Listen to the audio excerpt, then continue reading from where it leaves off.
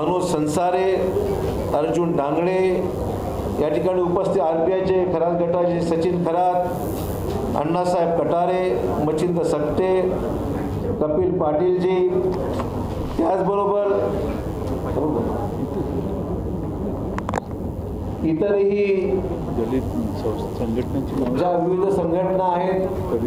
दलित ख्रिस्ती महासंघाचे जिल्हा अध्यक्ष नगरचे अण्णासाहेब साळवे, आदी आंबेडकर आंदोलनाचे सुभाष विरोचन, जयवीर सिंह आदी, नायक जनसेवा मित्र मंडळाचे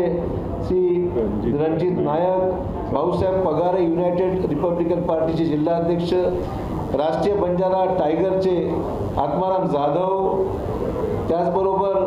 मराठा खान, महाराष्ट्रीयन मुस्लिम विकास परिषद, ऑल इंडिया विमुक्त जाती जमाती, युनायटेड रिपब्लिकन पार्टी,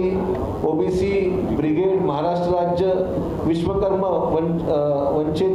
समाज संघटना, पांचाळ सुतार समन्वय समिती, अजित पठाणजी, डॉक्टर BB कुंभार OBC महासंघाचे अध्यक्ष, प्रकाश कुमावत जिल्हा अध्यक्ष OBC महासंघ, राज्यातल्या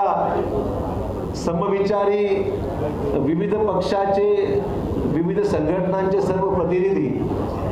आमच्या काँग्रेस पक्षाचे खासदार हुसेन दलवाईजी, नसीम खानजी, उपस्थित असलेले सर्व आमचे काँग्रेस पक्षाचे विधान परिषदेचे नेते रणपिसेजी, प्रवक्ते सचिन सावंतजी, सचिन आहिरजी आणि सर्व उपस्थित दिलीप वळसे पाटीलजी, नवाब मलिकजी, राजू वाघमारे, भाई जगताप, सर्व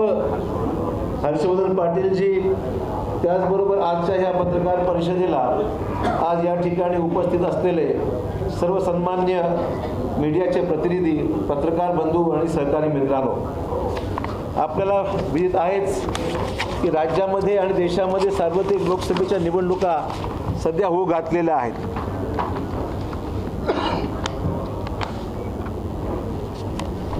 या पार्श्वभूमीवर या महाआघाडीमध्ये सामील झालेल्या सर्व पक्षांचे मी हृदयातून अंतःकरणातून या ठिकाणी हार्दिक स्वागत करतो. आज दलित, अल्पसंख्याक, आदिवासी, शेतकरी, कामगार, तरुण, महिला, विद्यार्थी,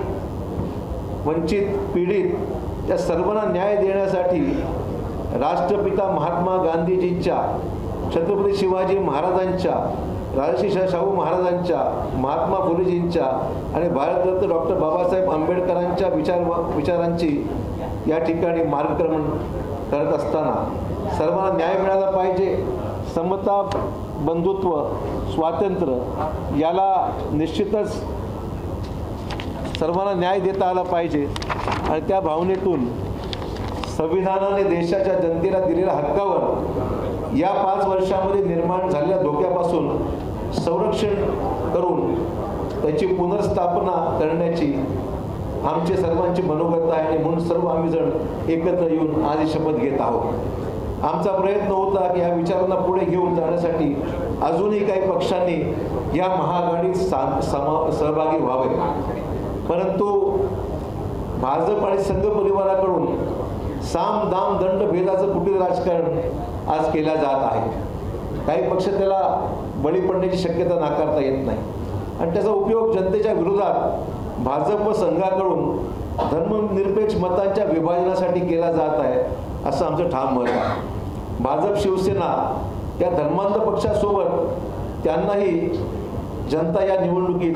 धडा शिकवल्याशिवाय राहणार नाही. या दोन्ही पक्षांनी निवडणुकीत मागच्या वेळी